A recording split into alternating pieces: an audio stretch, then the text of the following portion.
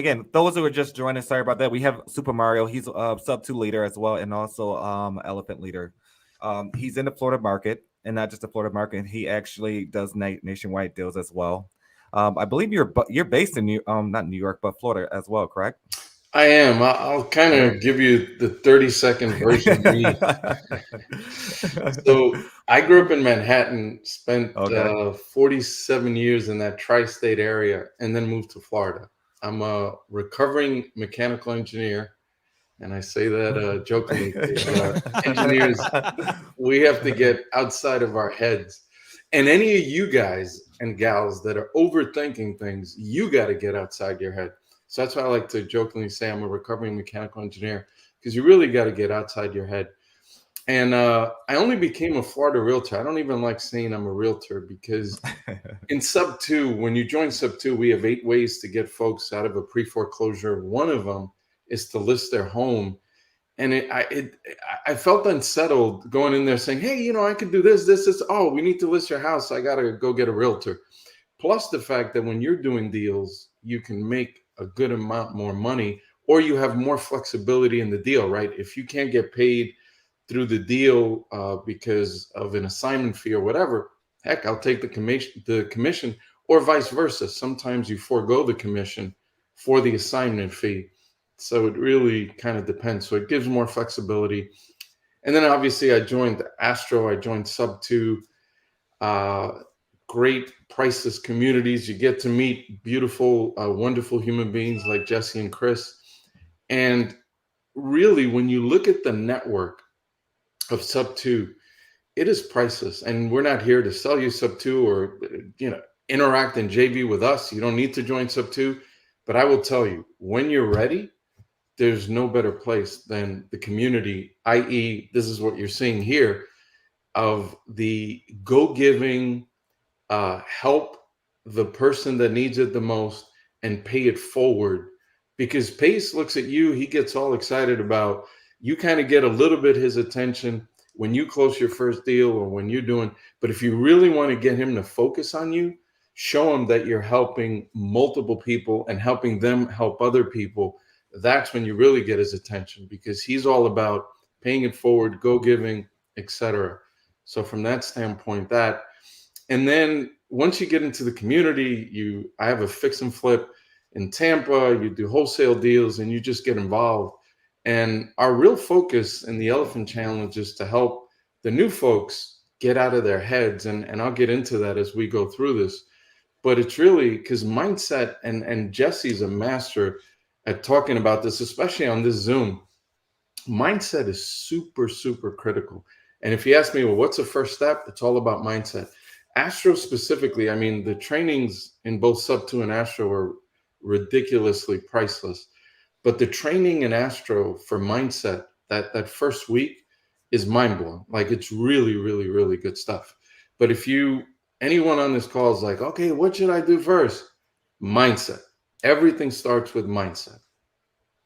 I love that, dude. I love what you said. I totally agree, man. Like the community that Jamil and Pace has built, and the way that this challenge has kind of blossomed and unfolded, man, is just, it's crazy, because you get so much more. You don't have to know anything about real estate. You don't have to have any money, no knowledge, no nothing.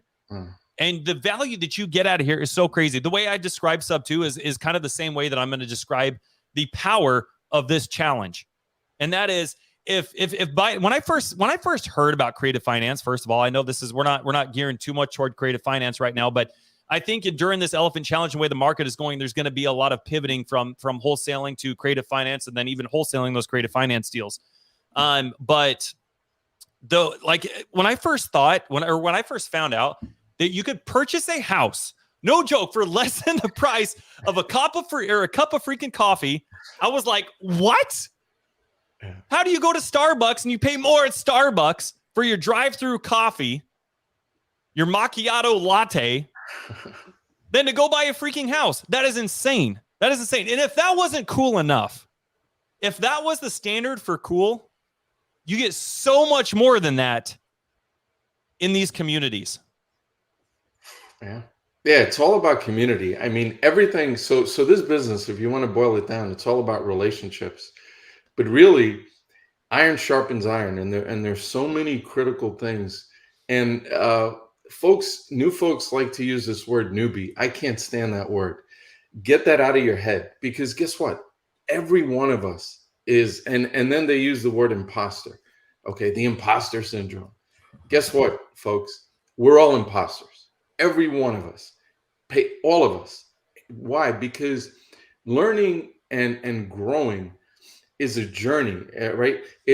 I mean, it's not a destination. It is a journey. You're constantly on the learning path. And if you're not growing, you're dying. So essentially, everybody's an imposter. Everybody is new at something, right? I'll give you the perfect example. So everyone on this call, we're really good at creative financing. We're good at just making deals happen. Typically, though, single family. I can tell you, when it comes to multifamily, which thank God, Pace is going to go heavy into next month. And intentionally, you have to focus on one thing, right? So we've intentionally not focused on multifamily because you can only do one or two things max.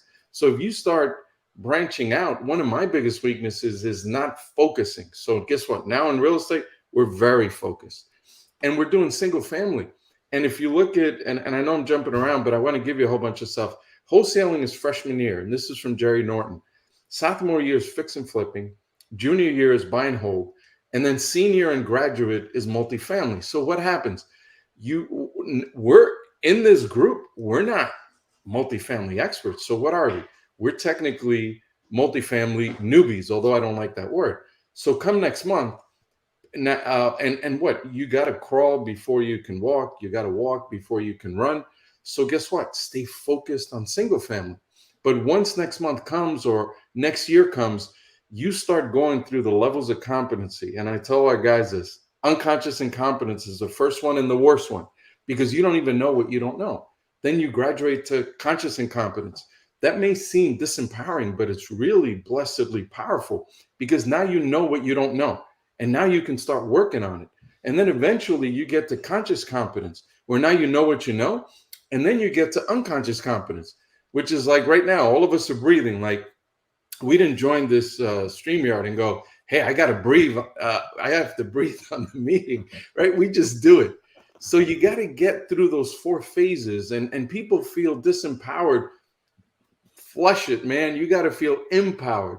You're here. You're ready to go. So I want to really start eliminating some of these limiting beliefs. And believe me, if it's in your head and you believe it, you're right. And if it's not serving you, you're gonna, it's like going to a fight with both hands tied behind your back and your legs are tied and thinking you have a chance, and you don't, because you're defeating yourself before you even start. So I'd recommend that you eliminate things like, you're not a newbie. You just may not know that yet. Operative word yet. But look, you have a community here. You have a community in different areas, and you can build up and grow. And as Carolyn Kane says, as long as every day you get 1% better, and the reality is you're not going to learn this business in 100 days. So maybe it's 0.1% better. But the bottom line is get better every day and compete against yourself. Don't compete against, like, you look at Chris, you look at Jesse, you look at Pace. These are folks that have invested hundreds of hours, if not thousands, if not tens of thousands of hours in this craft. You think you're going to be as good as they are? Of course not. But let's look at Chris or Jesse or any of us. When we started, we were all not very good. And if you're not very good, guess what? The only thing that separates you from us or anybody else is focused time. And as long as you have that focused time and you're willing to do it, then you're going to be fine. I think we lost Jesse. Yeah. Probably the kids running around. I know he got an army over there, so they probably pulled the plug again. He'll probably be joining very soon. But no, I think everything you said, man, you could have said it any better. Because everything you said was true. I went through the same thing.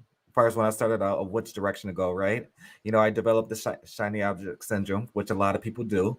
And then you laser down to focusing on one thing. You literally focus on one thing. And one thing you said earlier when it stuck out to me, right? Because a lot of people don't realize you need to lead with a value. A lot of people in this industry, especially on the greener side, they don't lead with value. They always want to take, Yeah. and understand like, what is it in it for me. Versus if you lead with value, I promise you, it's gonna circle right around. But 100%. 100%. And the lead with value is so critical because that's what it's all about, man. It's not what you can get, it's what you can give. If you want to like get me ignited, is somebody reaching out and saying, I want to pick your brain. I'm like, time out, bro. First of all, just the thought of someone picking your brain is gross, right? And second of all, no, that's not, you don't want to pick anybody's brain. Each and every one of you has inherent value in you. And that's why the first step I tell our folks is go look at Pace's avatar training. Pace went into 4 full, I don't know how Pace does it, 26-hour Zooms, 30-hour Zooms, this and that. We went through 4 hours of giving you all of the roles in real estate. Man, go to that video, find out what you're good at. I promise you, every one of you has tremendous value. So why not lead with value? To Chris's point, you get a hold of Jesse, you get a hold of Chris. Man, look for ways that you can help them.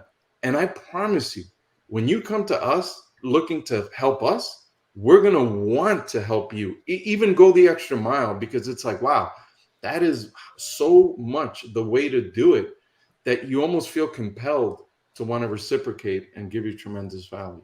Absolutely. Dude, I love that you said that. I love that you said that. There was a after last week's Zoom that we did, there was a student that reached out to me, and it was awesome. He got a little bit of clarity, I think, and some ideas on what he wanted to do to execute this week. And so he texts me, and he's like, "Hey Jesse, I'm really excited. I am going to get started next week, and I'm going to put my first offer in next week." And I said, "That's fantastic. Let's do 25 offers next week." And so it was like, oh my gosh, like, I don't know, like going from 1 to 25, like, how does this look? How do I do this? How do I make time for this? And I love what you said, because just the fact that he was texting me and wanting to take action and wanting to get in there and wanting to do all these just amazing things. I was like, you know what? Let's do a Zoom. Let's get on a Zoom and let's break down, what does your day look like right now? How can we alter it? How can we tweak it? How can we be very, very intentional with every second of your day? And it's interesting because I hear a lot of people give excuses as to why they can't do it. My kid's got soccer practice. My daughter's got piano recitals. I've got, on Tuesdays and Thursdays or whatever, and my initial thought is like, well, how are you going to run a multi-million-dollar company with soccer practice on Tuesdays and Thursdays? Oh my gosh. I am so sorry. I didn't even consider that. You know what I mean? But he didn't go in there, man. He went in there with the attitude of, you know what? I'm going to take this. I'm going to be meticulous and intentional, and I'm going to make this happen. So we got on a Zoom. We organized his day, and it's not an either or, guys. When you're jumping into this, when you have things going on, 80-90% of millionaires are self-made, guys. So it's fair to say that those life events, the soccer practice, the dance recitals, the being tired and sore from the gym, all these excuses, all these things that myself, Mario, and Chris all incur on a daily basis. It's not like those things are inexistent in any of our lives. We're just more intentional with what we're willing to tolerate in our lives. And so because this individual was very intentional and willing to take action, Chris and I were very willing to give him our time. And it was amazing because he sent us a text yesterday. Let me read it for you guys. It was the coolest thing in the world. So he texted us a picture of him filling out an LOI. This is late Friday night. I mean, think about what everybody else is doing on Friday nights. And this guy is putting his kids to bed, and then he goes back to it, and he's filling out paperwork. He's submitting an LOI. And he said, Friday nights. And he said, I've made more progress this week than I've made in months before this.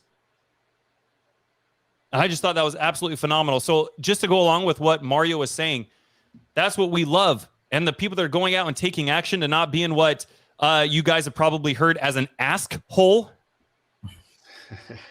Hey, don't be that person just jumping in here and consuming content and just asking all the questions and not doing anything with it. Don't be that guy. We want to work with, and we're willing to help people and give people our time that are willing to just jump in there and just take action on the things that we're talking about. So, Mario, I really appreciate you sharing that, man, because we had a prime example of an individual who went and did that just this week. Not only that, I think he was 28 or 27, right, Chris? I think it's 28. Yeah, because I want to say he had it was 18 months or 2 years, I think, before he turned 30. And that's when his goal was to resign. He texted me and said, Jesse, I've typed out my resignation letter, and it is for May of this year, 6 months down the road. Phenomenal. Yeah, phenomenal. Phenomenal, guys. So anyway, I just wanted to share that. I love what you said there, brother. Yeah, good stuff. If you guys have more questions, we can go to the questions. I really want to help folks get through a call flow and recommend a couple of books that I think are foundational, so I can get into that later. But if you guys have any questions, I'd happy Mario, to address we got a couple of questions in the side chat in regards. Can you go over the times for next week again, since it changed? Yep, absolutely. And I apologize for the change, because I try to, if you notice from the contact information, 878 Squad Up, I try to keep everything consistent. The reality, though, is that it's really hard to make real live calls at 8 a.m. It's just hard enough to get realtors normally. You start at 8 a.m., man, that's not good. So we moved it to Monday, Wednesday, Friday, noon Eastern. So if you're in Arizona, I believe that's 10 a.m. because I think we're 2 hour difference now as opposed to 3. Right. But noon Eastern is the time, Monday, Wednesday, Thursday. And then we're going to keep Tuesdays and Thursdays at 8 a.m. The elephant in the room is, why don't we switch them all to noon? Probably would be easier. But one of the things is I look at 9 to 6 as prime time. So I want to lead by example, right? So we don't want folks practicing. Our practice sessions are Tuesday, Thursday. And I'd like for us to practice from 8 to 9. So that's kind of the, eat your own dog food kind of thing. If we start doing everything at noon, then it's like, man, you say this, but you're doing that. And really the only reason to move it to noon was because it helps the folks on the West Coast if they want to join. And then the folks on the West Coast, if they want to make calls as well. Imagine, like, we have a couple of folks that have been joining on the 8 a.m. Eastern call. That's 5 a.m. They have no shot at calling anyone. At least we have kind of a little shot, but they have no shot. But if you make it noon Eastern, then everyone has an opportunity to be on a call, and we can give you live feedback, which is pretty cool. Absolutely. Thanks for going over that. Much appreciated. Yep, absolutely. Let me ask you guys this. We got Jordan in the comments. Rudy and I are looking to get started with the agent outreach, submitting offers, and would love to connect. We're ready to take action. I love seeing comments like that. Now, we see a lot of those comments, but who's actually going to take the action? Do you need that push, or do you need somebody to hold your hand? What does that really look like? And Jordan, we're really willing to help you all the way. No ifs, buts about it. As long as you're willing to be consistent, be intentional, and let us know specifically exactly what that looks like. Like, do you want us to create a path for you, or do you have a path for yourself and your partner? I believe Rudy is your business partner. I'm not sure if you guys sat down, had a conversation about your goals, your settings, what that looks like in 3 years, 5 years, 6 months, whatever that looks like. But I love seeing these kind of comments. I really love that. I would love to, set up a Zoom or, a call with myself, Jesse, or Mario, whatever that may look like, and see how we can all work together. Yeah, 100%. I want to share something with you guys really quick. It's a book I read. It's called Failing Forward. By John Maxwell. Let me try to find this excerpt real quick. So I love how he articulated this, and I feel like so many people can resonate with this. So do you guys feel like when you're joining this challenger, especially if you're fairly new, is it almost like kind of drinking out of a fire hose? You're like, okay, I know that I've got the keys to the kingdom, but which door do I start to walk through? What does that look like? I've got all this information. I've got the community. I've got the resources, but where do I start? And I feel like a lot of people start with just consuming content, right? I'm excited to go out and do agent outreach. Excited to get started. Okay, well, why aren't we getting started? Let's stop theorizing and let's go freaking do it. I had somebody send me a text earlier this morning and they were like, hey, I'm going to start making offers on Monday. And that's great. Like we support you guys. That's what we want you guys to do. But I feel like it falls in the same thought process of, man, you're right. We got Thanksgiving coming up and then we got Christmas coming up. And then in January 1st, then I'm going to get in shape. Then I'm going to start going to the gym. Well, why the hell are we not doing it today? Right. Why are we not winning right now? So let's stop theorizing. Let's take some freaking action. And so I want to read this excerpt to you guys really quick because it showed up in my memories and I totally forgot about it. And I was like, oh my gosh, like this is so amazing. And I feel like it just gives light to a lot of the things that I was thinking when I first joined, this community and started getting into real estate with the amount of overwhelming information that there is. And it really kept me from moving forward. So hopefully this kind of paints a little bit of a picture for you guys on how you guys can get going. Okay. So I'm going to read this real quick. So you guys know what ceramics is, like pottery, right? So the ceramics teacher announced on opening day that he was dividing the class into 2 groups. All those on the left side of the studio, he said, would be graded solely on the quantity of work that they produced. All of those on the right side will be graded solely on the quality. His procedure was simple. On the final day of class, he would bring in his bathroom scales and he would weigh the quantity group. 50 pounds of pots rated an A, 40 pounds of B, and so on. Those being graded on quality, however, needed to produce 1 pot, albeit a perfect one, in order to get an A. Well, came grading time, and a curious fact emerged. The works of the highest quality were all produced by the group being graded for quantity. It seems that while the quantity group was busy churning and burning out piles of work and learning from their mistakes, the quality group, who had to just produce 1 perfect pot, they sat around theorizing about perfection, and in the end had little more to show for their efforts than grandiose theories and a pile of dead clay. It doesn't matter whether your objectives are in the area of art, business, ministry, sports, or relationships. The only way, guys, that you can get ahead is to fail early, to fail often, and fail forward. Same with this challenge, guys. If you guys feel like you are stuck, if you are lost, SuperMario is an amazing freaking resource. This guy is an amazing leader, and he's made himself available to you literally every single day. If you guys have any questions or anything that you want help with calling agents, he's doing all of that. Please get in here. Reach out to Chris and I.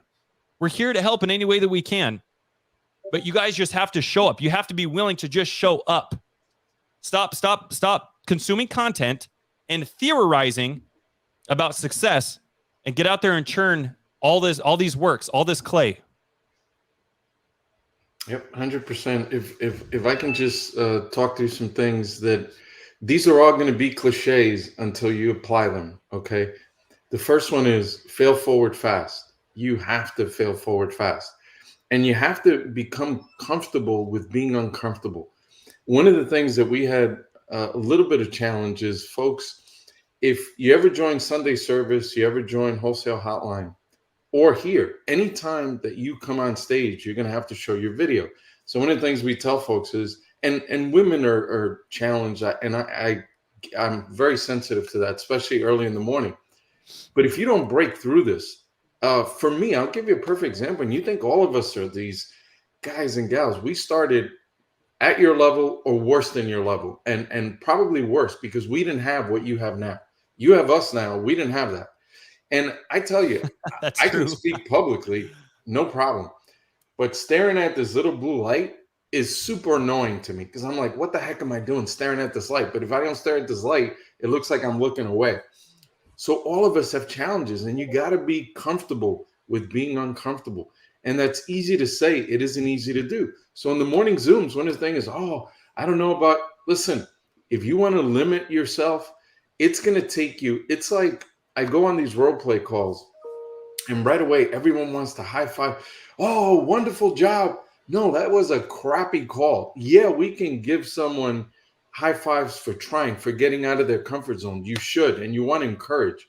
But my goodness gracious, do we want to make it 20 calls that you got to be on in order to get really good feedback? Or do we want to cut it to 2 to 3 to 5 calls? And you're like, oh man, I'm starting to get this. I made this mistake, that mistake, but this time I didn't. So it's so critical for you to get outside of your own head, because whatever you think, you're going to be right. And no person is an island. All of us I need support. Believe me, I want to be the dumbest person in any given room, because the dumbest person, and believe me, I want to add value, but I want to absorb and learn from everything that's going on. And of course, I'm going to give it everything I got and try to contribute. And in the areas that I'm really good at, I'm going to try to over deliver for those folks, because you're getting a lot. But in any given scenario, believe me, yeah, I'm giving and I learn from all these things, but I want to be in the rooms that Jesse's in, that Chris is in, that Pace is in, right? Because that's how you learn from guys that are doing things that I may not be doing right now. So you folks, because of the level you're at, you benefit from all of that, but you have to have grace on yourself. You're going to start this stuff. You're going to mess it up, but at least you get out there, man, and you fail. Failing is good. Making mistakes is good. Staying on the sidelines and being like, well, I don't sound too good. Right now in our accountability, we're doing something where folks will come on. And again, it's this level of unconscious incompetence, conscious incompetence. They're like, all those are pauses. So if those are pauses, why not record yourself, become conscious about the fact that you're doing it, and why not just have the pause? What it does is it makes your conversations flow a lot smoother. You're not distracting the listener, because if they're actively listening, every time you go, you just drive everyone crazy. Stop doing that stuff. So what do? You record yourself, you listen to yourself, you see where you're making these mistakes, and you just grow and grow and grow and get better and better and better. Dude, I love that you said that, because there's one thing that I've noticed, and we've talked about this before, but for everybody who hasn't heard this before, there's a line right here. Whether you're learning a new skill, whether you're learning a new hobby, whether you're starting a new business, okay, there's a line in the sand. And everybody below that line are most people. Most people, when they're learning something, they do it until they get it right.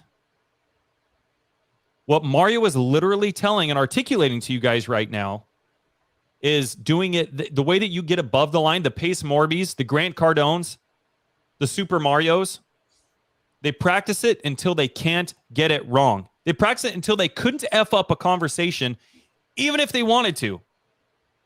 And it comes from being that meticulous about your time and your skill. And it comes down to boiling down to one thing, making sure you guys are focusing on one thing. I've been on a Michael Jordan kick, and I've just been consuming a bunch of not contents, but one of Michael Jordan's coaches, physical training coaches, Tim Grover. He's written a couple different books. One is called Winning, and it is absolutely phenomenal. And it is the first thing, as soon as my alarm goes off at 3 a.m, I grab my AirPods, I put them in, and I put that audio book on, and I'm just it's like game time for me, man. I'm just getting in the freaking zone. And when you are that meticulous about your craft, that's when you get to that level. That's when you rise above that line. It's very small and it's a very minute line, but the difference between what everybody else is doing to where they practice a conversation to where it's just good enough to it's just good enough to get information from the realtor. Yeah, you might get lucky and close a deal or two here and there, but to scale and to get to the level that you're truly that your true potential lies, you have to do it until you can't get it wrong, no matter what it is you're doing. If you guys are an integrator and if you're wanting to learn the systems and track KPIs, you guys can be very, very meticulous about that. Put the blinders on and just do that one thing. Because I think a lot of people get overwhelmed with, I've got to have buyers, I've got to have contracts, I've got to learn how to talk and negotiate, and then I've got to find people who can do this and blah, blah, blah, blah. focus on one thing, like Mario said earlier. Focus on just one thing, guys, and go into it with the blinders. Don't worry about what anybody else is doing, but go in there with the intent of being the Michael freaking Jordan of that one thing. And I can totally vouch for everything that he's saying. That's so funny because that's exactly what I did. I'd record all of my phone calls and I would go over them and I would listen to them almost like a podcast. And I would write down, okay, what did the seller say here? And what could I have done to make that, to say something different, or to articulate something different, to communicate something different, to paint a different picture so they see things in a different light that will allow me to leverage other parts of my negotiating process. So Jesse, what are your thoughts about this comment right here? When you know what you're talking about, that's when you become the Pace Morby on the phone. I can see both sides of it. You don't have to know necessarily what okay, let me articulate this because I can kind of see where Chris is going with this. You don't have to know everything. You don't even necessarily have to know how you're or what you're talking about, because you don't have to know the entire picture. Yeah. Like let's say I call a seller real quick and they're asking me all these questions like, hey, tell me about your company, your business, how do you guys work? How do you sell on creative finance? All these kind of things. And let's say I'm new. I don't have to know anything. And I would say, Mr. Seller, that's a fantastic question. Honestly, I just started working for this company, but this is what they do. If that's something that you're interested in, I'm not the guy to talk to, but I can definitely line you up an appointment with my partners and then go through some of those different options with you. Absolutely. In that scenario, I really didn't know anything, and you don't have to. Yeah, and I would make a case that it's better for you, and I'm going to give you examples later when we get through making calls, that it's better to be a dummy, quote unquote. And because what you'll find in some of the techniques that I'm going to share with you is that people love correcting you. So when you come in and you say the wrong thing almost intentionally, they will bypass filters and you'll pick up what are called the black swans, the little bits of information that you desperately need to craft a deal that they normally are filtered against, right? Oh, I can't tell them that. But because you put them in a position where they're correcting you, they bypass their filters and they go right out and give you the information. The bottom line, folks, is you have to try. Pareto's principle, 20% of your time, get 80% of the value. What we're talking about is once you have gone through the 4 stages, yeah, you want to focus on one thing so that you get to expert status on it. But trust me, this business is ever evolving. You're not going to become an expert at it, but you got to try and get out of your own head and have grace on yourself that as you fail forward fast, you're just going to keep building skills, role playing, adding value, and you're going to get to a place where you can be on a call like this and give other folks value. What separates you guys from us, if there is a separation, it's just time. I love what Jesse always says. You have to be intentional. You have to time block. You have to focus. If I look at Jesse and I see time block, focus, intention, right? And he takes action. Chris takes action. And the key is, it's great to consume content. That's great. But guess what? What's that going to do for you? It's not going to make you any money. You have to apply it and eventually do it.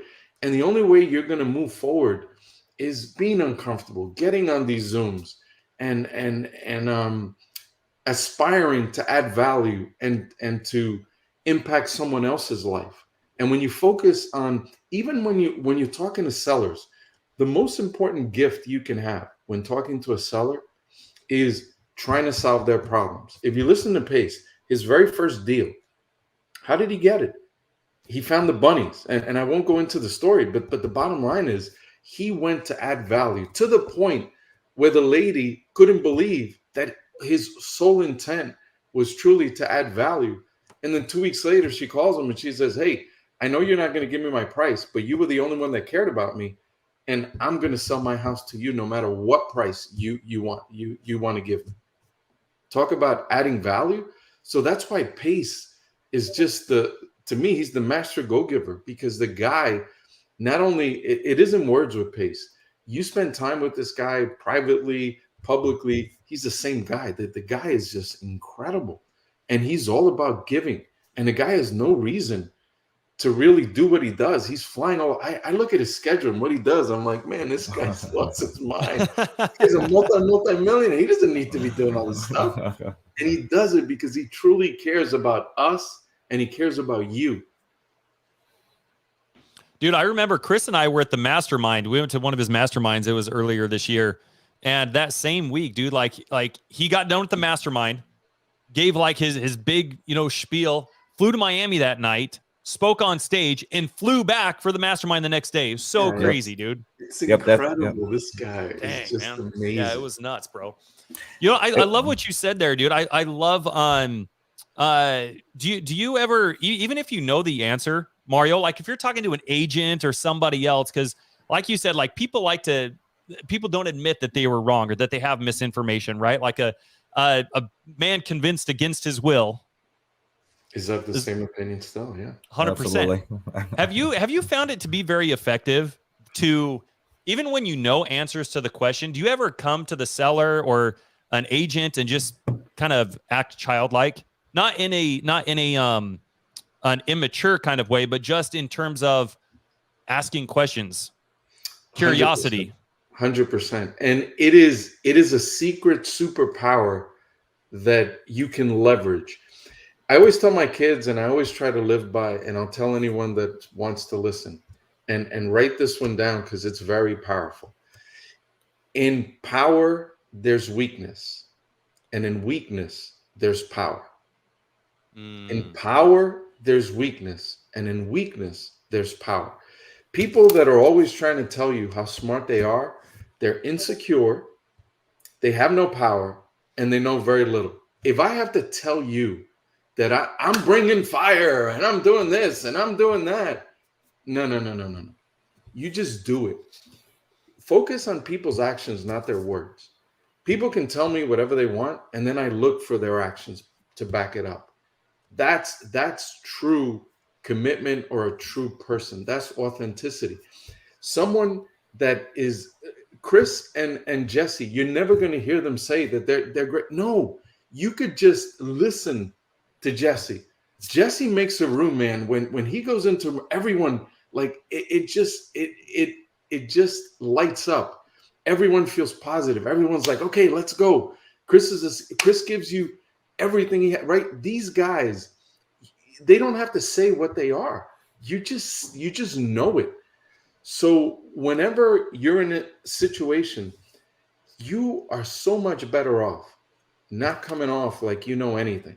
You want to come from a frame of, you want to be humble. And if you say you're humble, you're not humble. Okay. But you want to come from a frame that you're humble. You want to come from a frame that you're there to serve. You want to come with a frame. As a matter of fact, I'm going to show you techniques where you're better off with an upward inflection of curiosity than you are with a full-blown direct impact kind of tone. You're gonna, when you ask someone for help, if I came in here and no one wants to be told anything. Jesse, you need to do this, and Chris, you need to do that. Who are you? Like, what gives you the like? But if you say, hey, Jesse, have you ever considered this? Now Jesse thinks about it and he's like, oh man, yeah, I haven't. And now he thinks it's his idea. But who's driving the boat or the bus or whatever analogy you want to use, right? You're offering it, you're suggesting it. And whenever you come from a frame of asking for help, curiosity, wanting to learn, man, you're going to be so much better served than when you think, oh no, I got to show him I'm the authority. I know my stuff. That doesn't work. I love that, brother. Thank you for sharing that, Mario. What are your thoughts on this right here? On this question? I want to fail forward action fast. I'm ready to record my call. Yeah, I like it. Broker calls. Okay, close. Do you use to set this up in terms of to record your calls?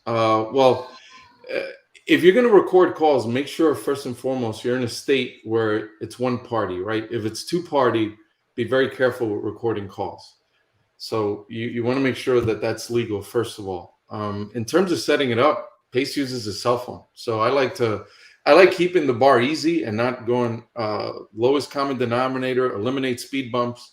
So I would just focus on my phone or whatever app I can get that's very easy to use. You're not an integrator, need help to get past this roadblock.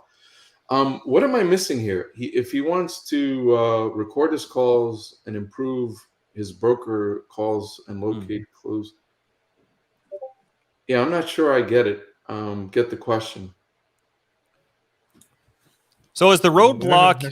Oh, Ellie's in Arizona. Is the So it's fine. roadblock simply just recording the calls, or what specifically are you lacking clarity or direction in?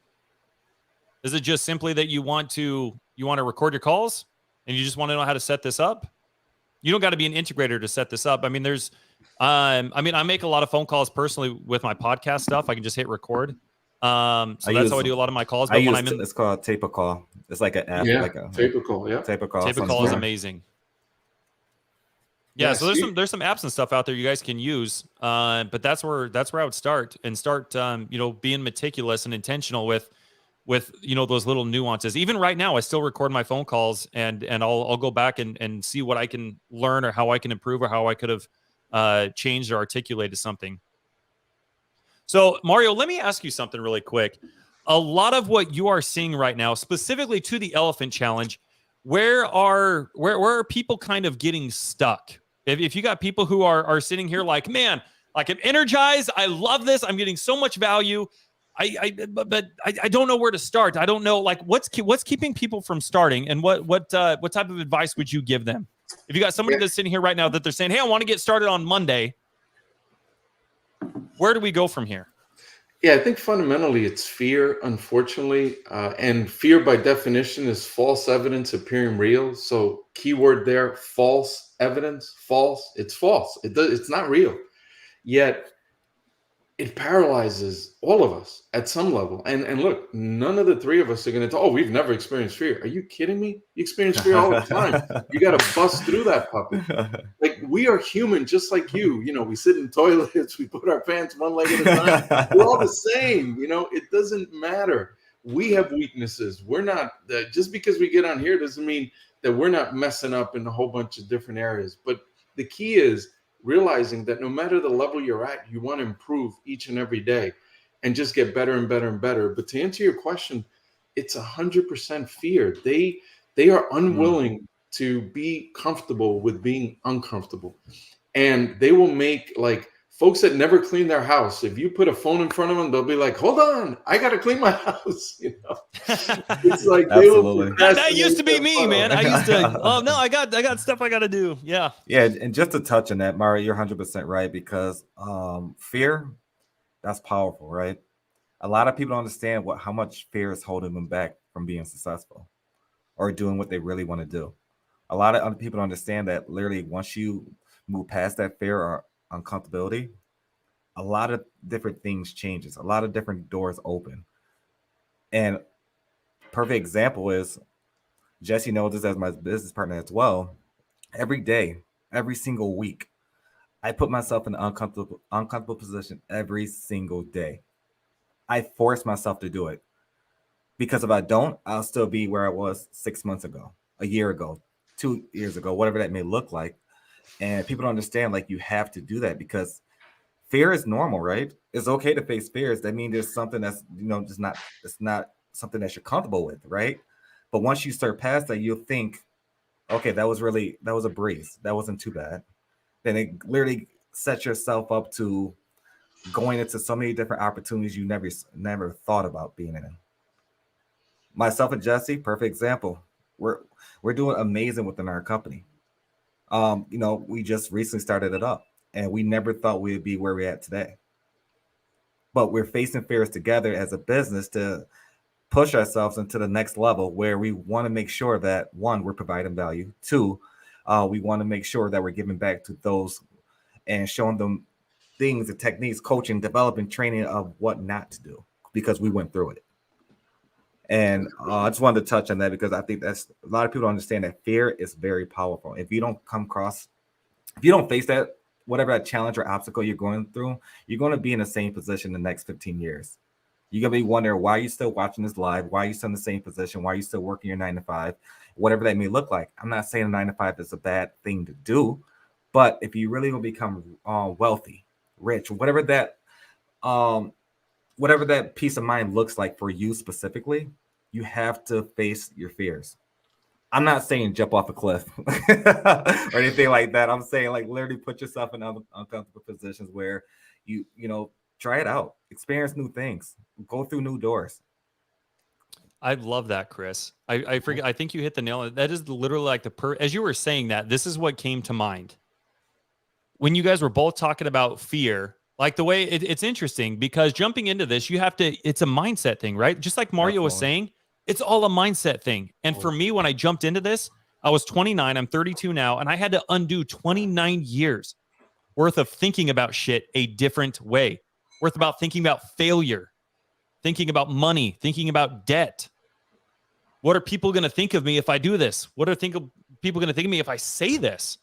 And so it's huge, man, because those fears of the unknown and what other people are going to think about you will keep you from moving forward. But as I've increased my mindset in the way that I perceive and think about things, it's interesting because when I look at either people or circumstances, if somebody doesn't like what I'm doing, it's interesting because my first initial thought now just almost automatically is, oh, well, cool. Well, if they don't align with what I'm doing, like, awesome. That's perfect because it's literally a cheat code. The universe is saying, hey, Jesse, Doug over here doesn't fit in with what you're doing or whatever their name is. You know what I mean? It's like, oh, okay, well, that's awesome. Well, I'm just going to put my wall up then and they're out there and I'm cool. I'm going to keep on trekking now. You know what I mean?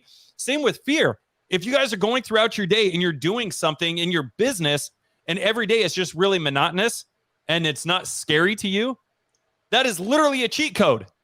That's the universe saying, hey, you're not doing something that's going to grow your business. And then you have an idea or whatever it is, and you're like, oh, man, now that makes me nervous. That's a cheat code right there. That fear is the universe telling you, hey, I need to go do this if I want to grow myself and my business. If I want to grow my circumstances and elevate the people that I'm surrounding myself with, I need that fear. And the fear is literally a cheat code. If it scares you, then run to it. Because that's exactly what you should be doing. And I know this because I leaving the Air Force.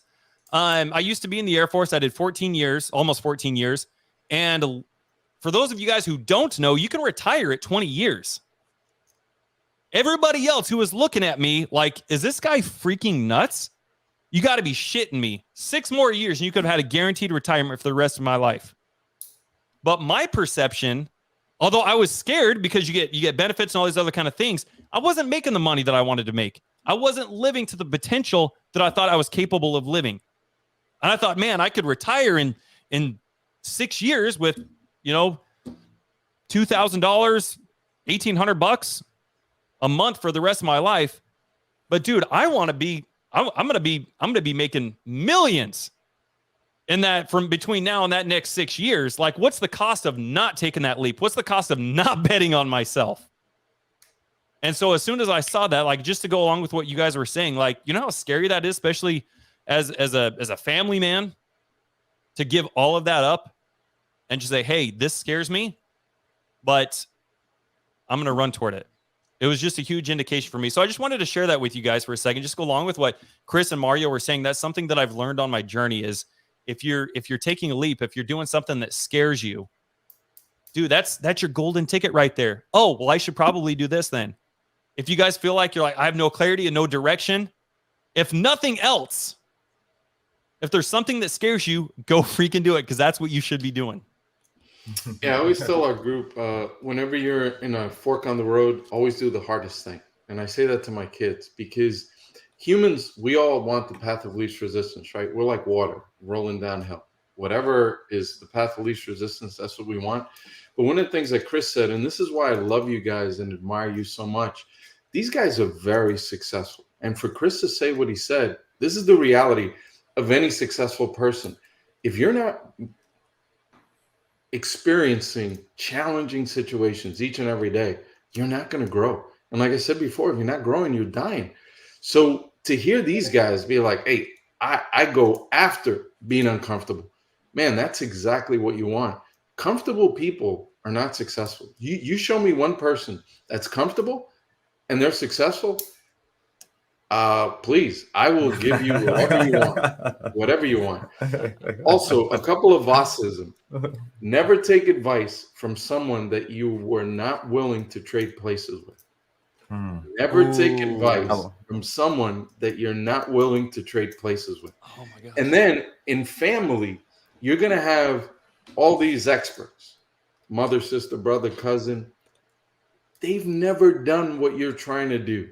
Why on God's green earth? Why is one of these questions you try to avoid when you're talking to customers, except when you're trying to figure out whether you're the favorite or the fool, and we'll get into that later. But the bottom line is, here's a why question for you.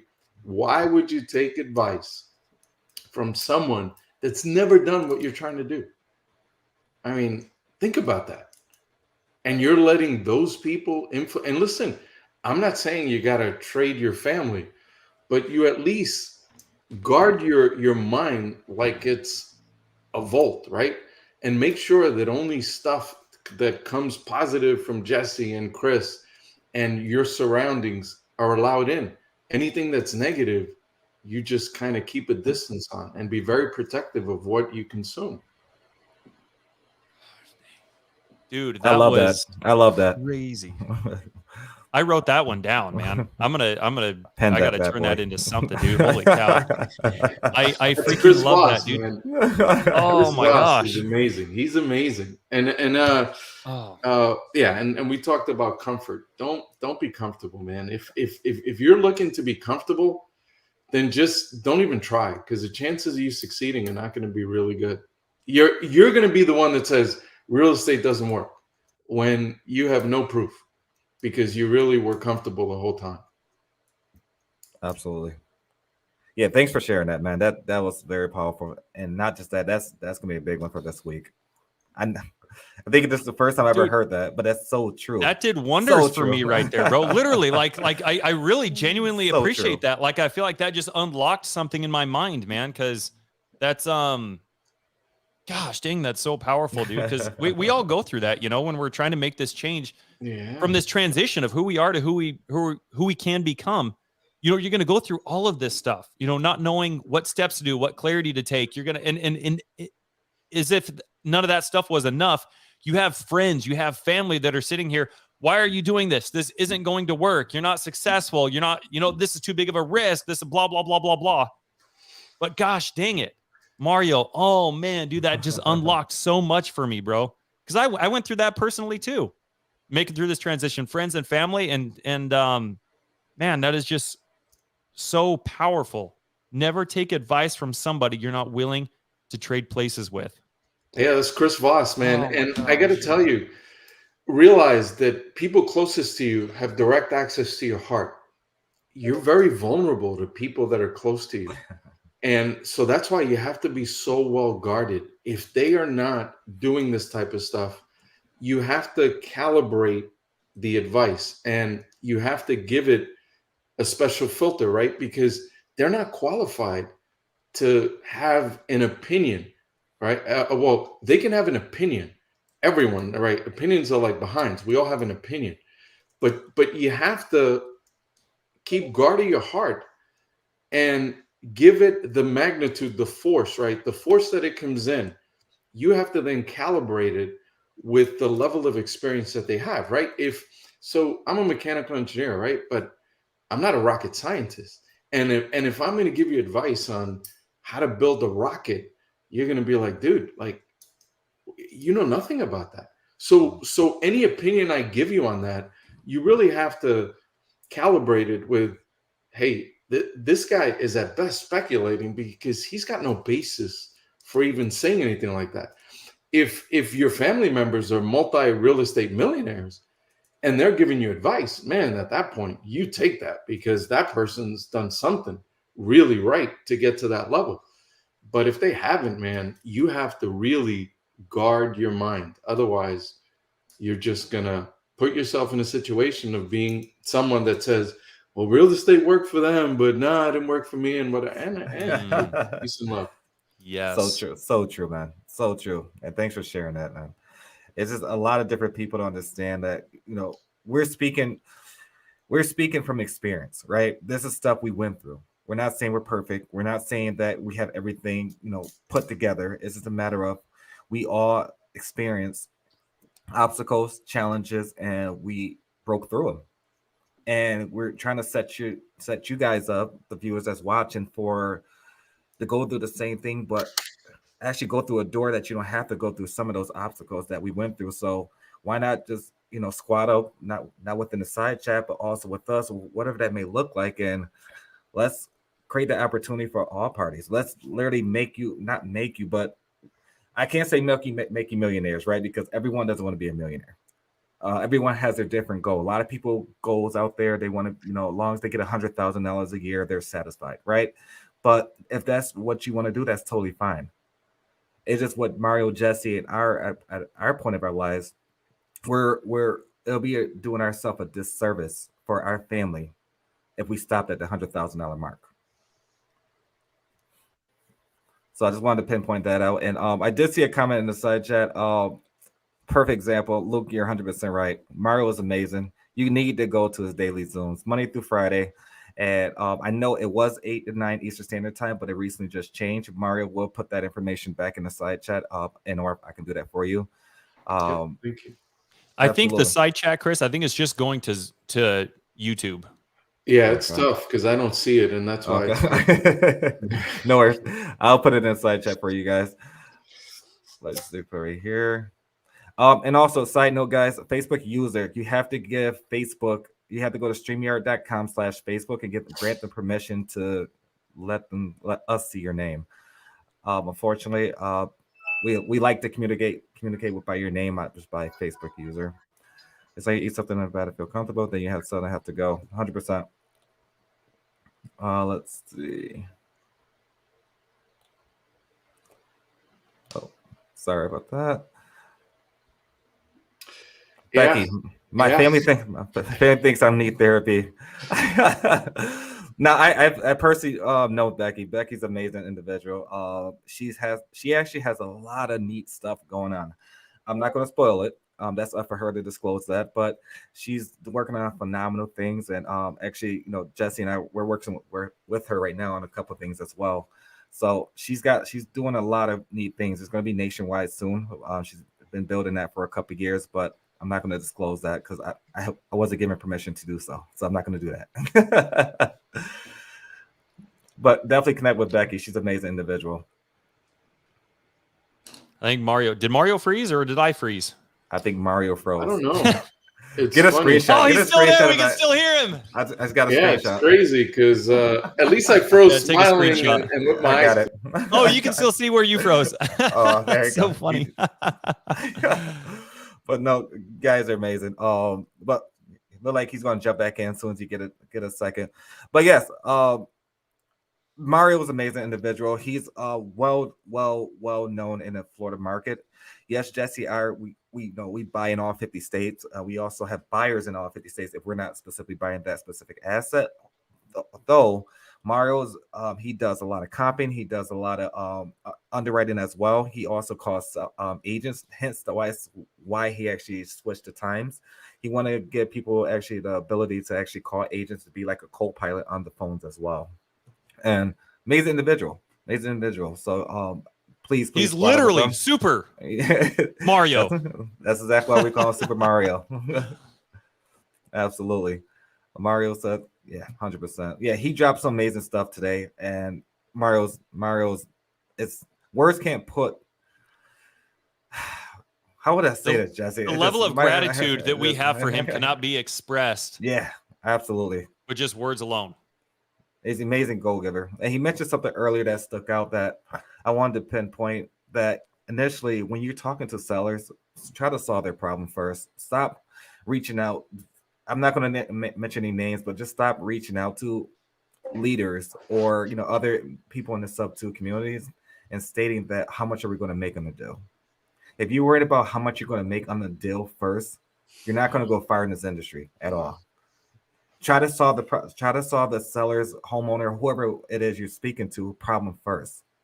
That should be the number one goal, not how much you're going to make on a deal. I received a call 2 days ago. I'm not going to mention his name, but he literally stated to me, he brought the deal to me. Hey, Chris, I got an opportunity. Would you like to hop on the phone with the seller? Absolutely. That's not a problem. However, the next line out of his mouth, quote unquote, how much do you think we're going to make on this? So I paused for a second, and I'm going to say his name. I asked him, I said, is that your goal right now? To try to make the maximize on this seller, or are you trying to figure out her situation? He said, yeah, we're trying to figure out the situation, but I just want to know how much you're going to make before we have the call.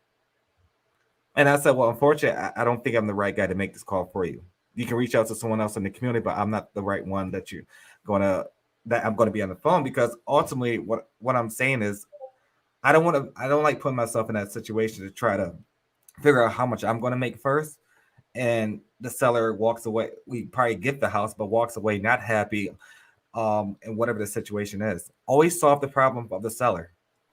And once you feel that, I guarantee it, the money will come, right? The money will come eventually, but obviously the seller's problem is first.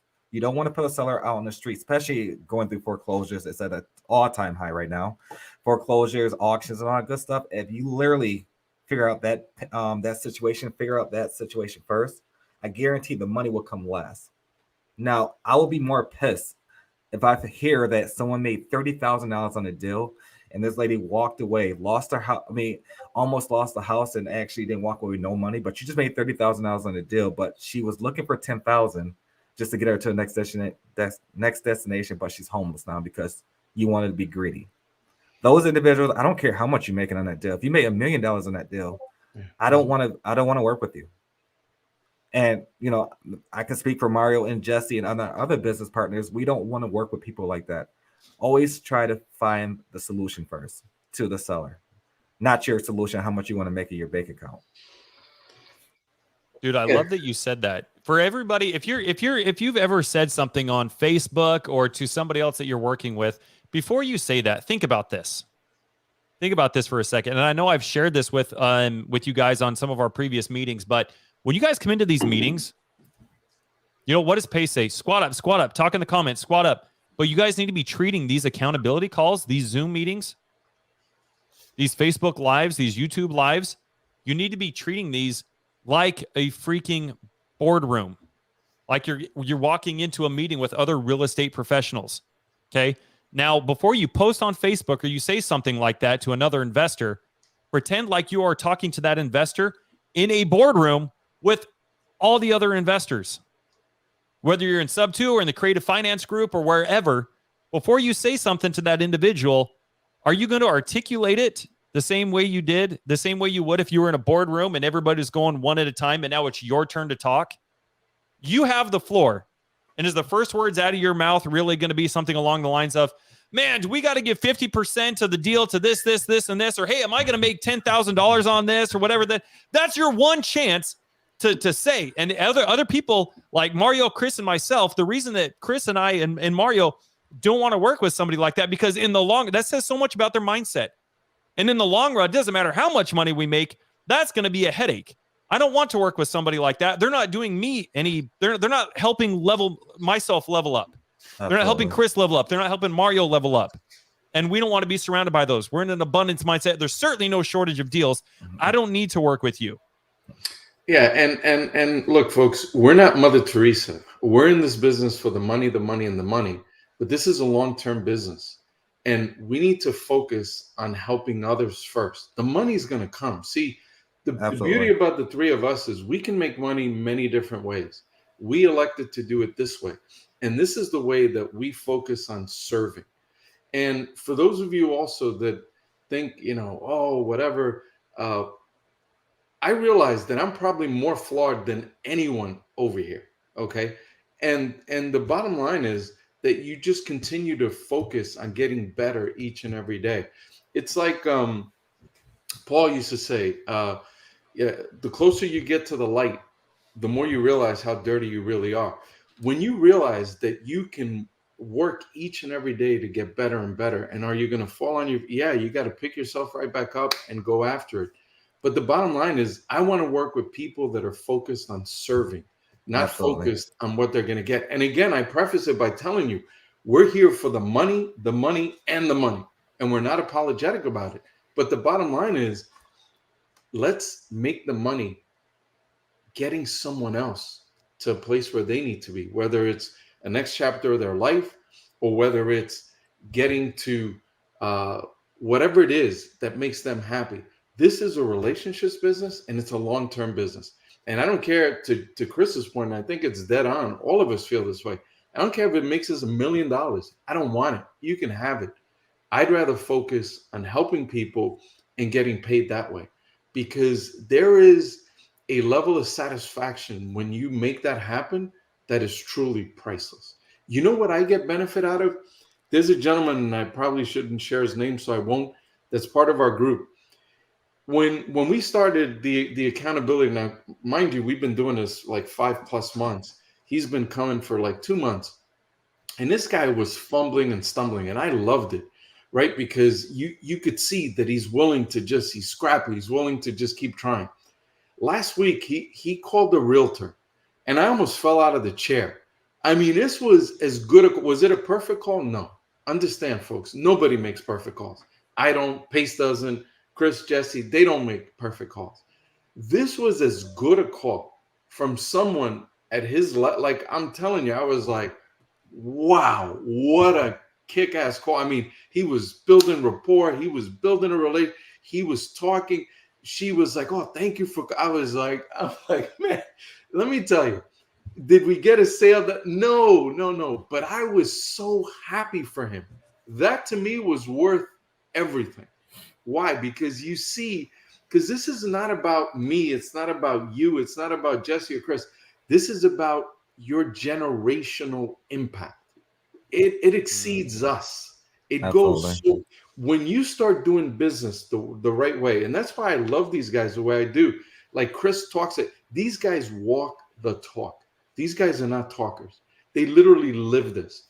And one of the things when they tell you that this is who they are, and they're going to build a long-term business that's generational. Why?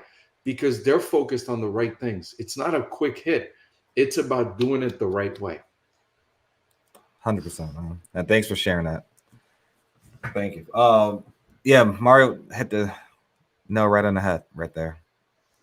And it's really leads back to lead with value.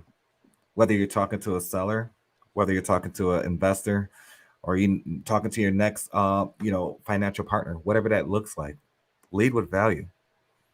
Stop being selfish. A lot of people need to understand. Stop thinking about what I'm going to get out of it. Literally realize, have a conversation, lead with value, and I guarantee everything will circle right back to you. And it happened. It happens all the time when we least expect it. This week alone, it's a lot of great things that happen within our business that we didn't see and for fruition, right? But we kept it moving. Like literally, you may not make the money right now, but I guarantee you 2-3 months from now, whatever that looks like, it's going to 10x whatever you were looking to get in the beginning. And the people who do that, they'll probably get the deal, but they won't go far. Guarantee that they won't go far as they really want to go far in life. But Mario, thank you again for sharing that. You're phenomenal, and we got amazing comments. How do they reach out to you directly? Is it by social media, Facebook, Instagram, YouTube? What does that look like for you specifically? I mean, 878 Squat Up is a good marketing branding number. I would give my cell phone number, but I'm a little concerned. But that rings to my cell phone number. But I brand myself on all the and listen, social media is one of my biggest weaknesses right now, and we will improve that because we're creating daily content, so we will populate it. But if you ask me what's my biggest weakness right now, is social media. I don't do a good enough job. We're focused on so many things, and that's just all an excuse. You got to make time for social media. And I will, but at that point, we're not there. But yeah, and I brand myself SuperMario Force, and the forces, and if we could put it.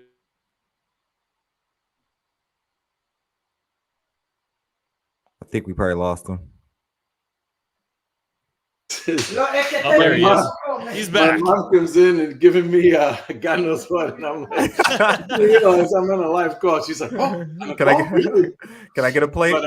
But I try to brand myself. I try to make it consistent. So Super Mario, as you can imagine, is taken. So we add the number 4 and then CE for Super Mario Force. So if you go on LinkedIn, on Instagram, and even on Facebook, it's all Super Mario Force. And but 878 squat up, we always squat up. It's easy. I can come back if we're going to end the call. I can come back because I was going to give you pretty actionable stuff on calls. I don't want to elongate the call because that's a good little chunk. Oh. No, let's get to that, man. Okay, so we let's dive. Yeah, absolutely. And then obviously, if you come on the accountability calls, over time you build a relationship with folks, and it's pretty powerful. You do this, you're giving and all that, and you get to meet people. You start caring for them, and you start rooting for them, and it's a beautiful thing the way this whole thing works. Absolutely.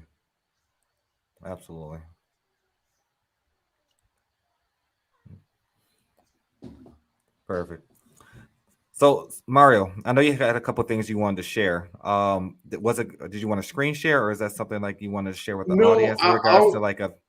Yeah, no, I'll kind of walk folks through a couple of books, and then I'll walk through a call and some of the stuff that we try to teach on the accountability calls, and then I have a link and a kind of a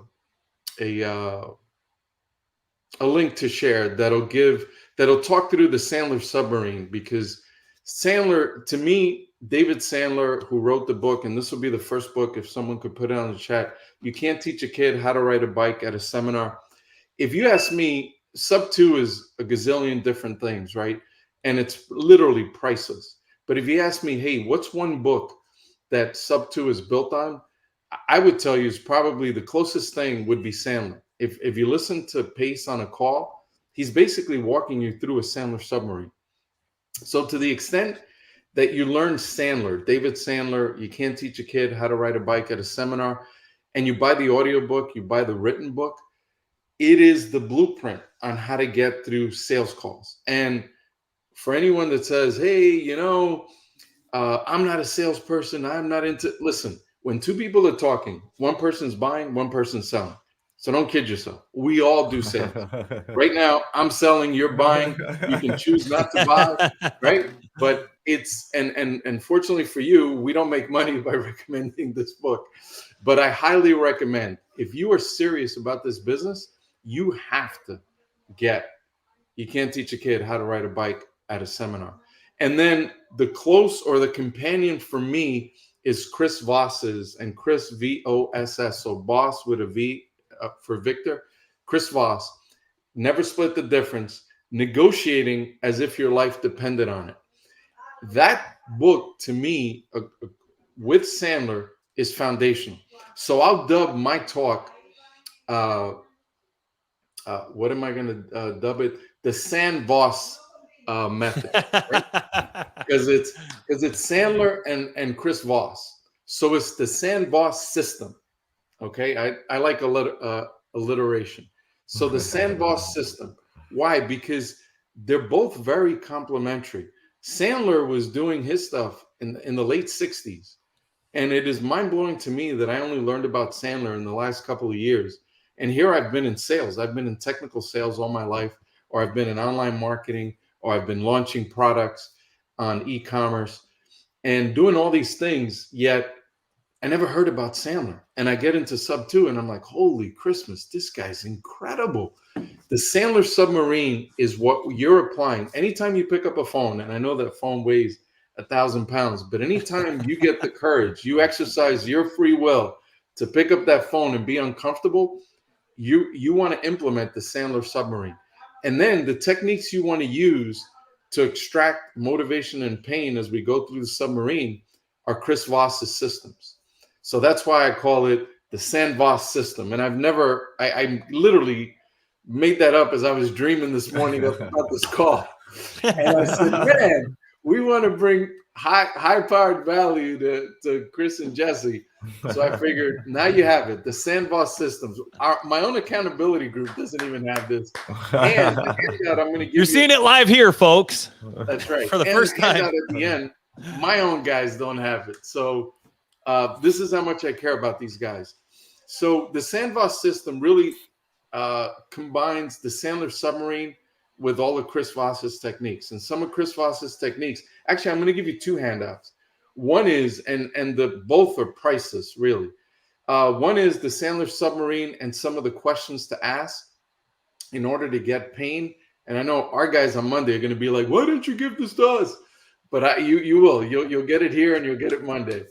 And the second one is a handout that the Black Swan Group, which is Chris Voss's company, puts together. And let me tell you, this handout is priceless. And I was like, why would they give so much? And again, it's the theory of providing value, go giving.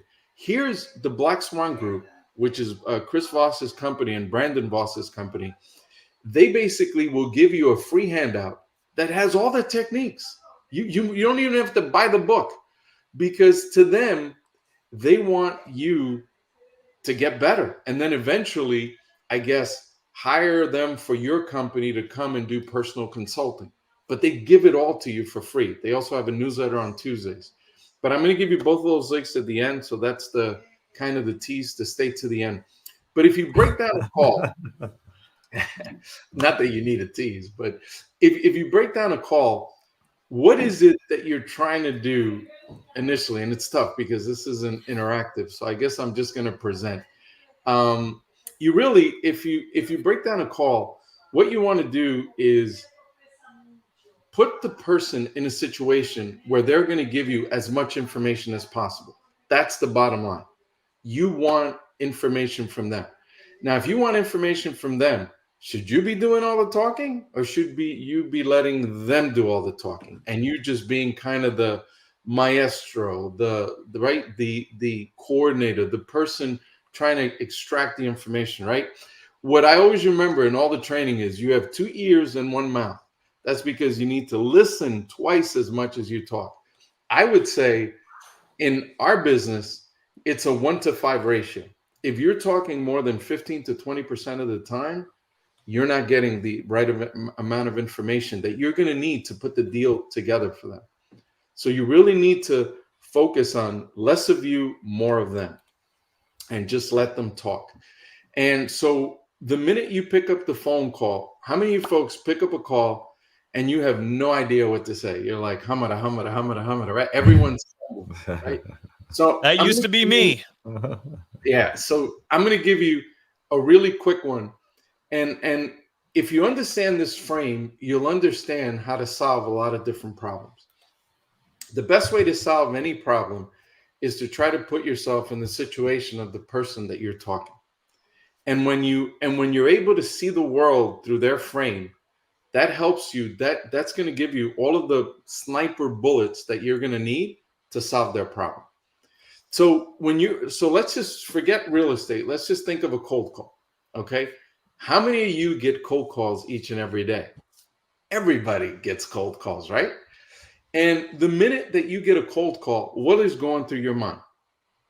So the reason I love the elephant challenge, and I think Pace picked a great analogy and a great motif, is because how do you eat an elephant? You eat them one bite at a time.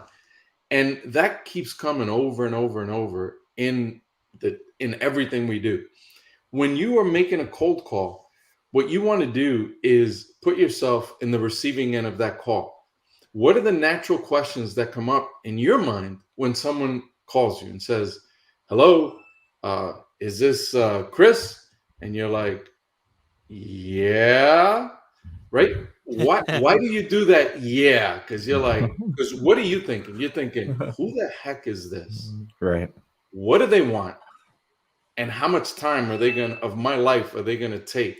And are they going to annoy and piss me off because I'm busy doing all these other things, right? So when you understand all these things, you immediately, or you may not realize this, but yes is a trap question. And I know people have been brainwashed to believe that yes, the micro selling and the micro commitment and isn't today a beautiful day? Yes. And isn't this happening? Yes. And isn't that happening? Buy my product. No, that doesn't work. Yes is a trap. And the proof is, have someone ask you what your name is, and you're like, is this so and so? You're like, yeah. Like, what the hell do you want? Who are you? Right? So what you want to do is, when you're in a conversation, you want that person to retain their autonomy. So what you want is anything that you say to them to land very softly, and for them to feel, or at least have the illusion that they're in control. Make sense? Because if you're in control, you feel empowered, right? And then some of you might be saying, yeah, but you're going to do things that's going to manipulate them. And I'm not going to argue that. If you're a bad person, you are manipulating them. But if you're a good person, you're going to take them to a better place, and you're going to help them get to the next chapter of their lives. So are these techniques manipulative? Yeah. For bad people, they're very manipulative. For good people, they're very, very powerful and very, very good for whoever they're serving, because that's why we serve first. So as we go through this, anyone that's afraid of making a cold call, it's because you haven't put yourself in a situation where you increase the chances of success. Now, are you going to get hangups here and there? Of course. Are you going to get people, depending on the markets, right? If you're calling a pre-foreclosure, those folks are going through 5 levels of grief, right? They're going through disbelief. They're going through anger, through depression, through negotiating, and then finally acceptance, right? Depending on where you get them on that pendulum, you might get a response that, regardless of what your technique is, it's not good, because they're going through a really tough time, and you got to understand that. But if you set the call up in a way where you're giving yourself the highest probability of success, what you're going to find is that things are going to go a lot smoother. So in the case that we're calling a direct to seller call, right? Because a realtor is a lot easier. A realtor is in business to receive calls. They're in business to talk to people. That's kind of an easy call, believe it or not. Any of you got folks intimidated by that? That's an easy call. Harder is a direct to seller call. So when you're in the direct to seller, the way and look, make this your own. Just don't take it because I'm telling you this. It's got to fit your personality. Now, if you violate the foundational premises, I'm not responsible for your results, no matter what you do.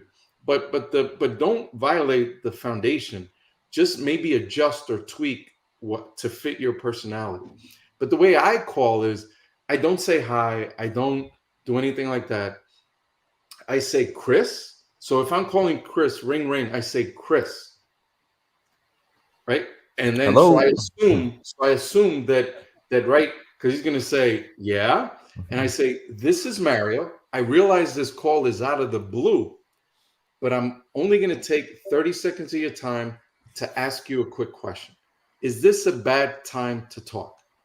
Now, what did I just do?